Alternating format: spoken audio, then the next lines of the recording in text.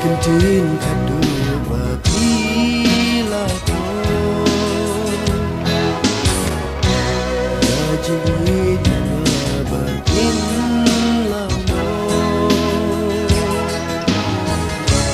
o badung nasahit ng utan marway haum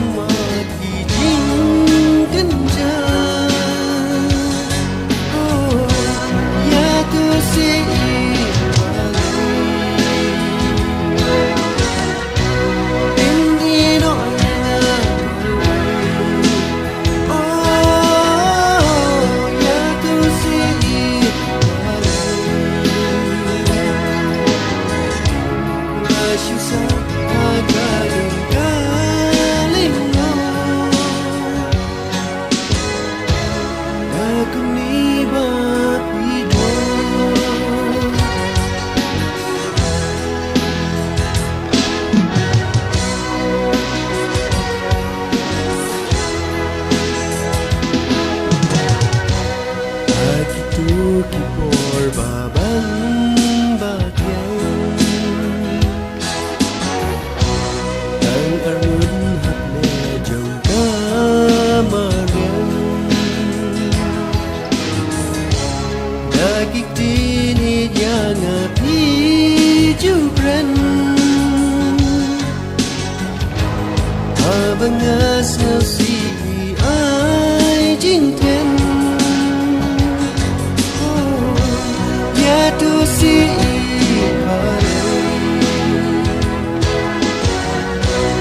in yang marway oh ya to see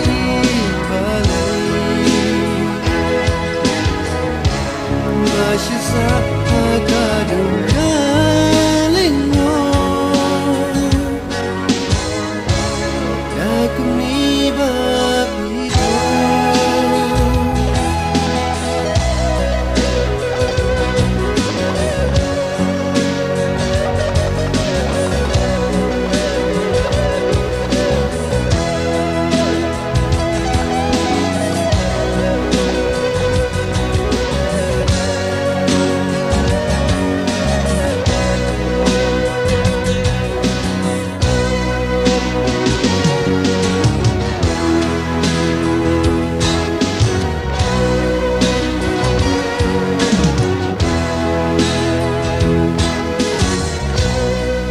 ada kemungkinan dengan klet jadi warna ngahnya gagalenti dan raidan utre kapai kadang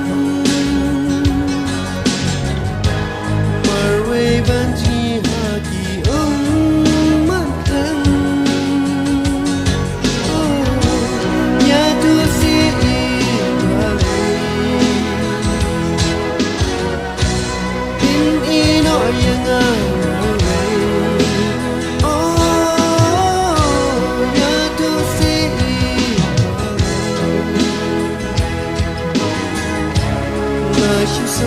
Agak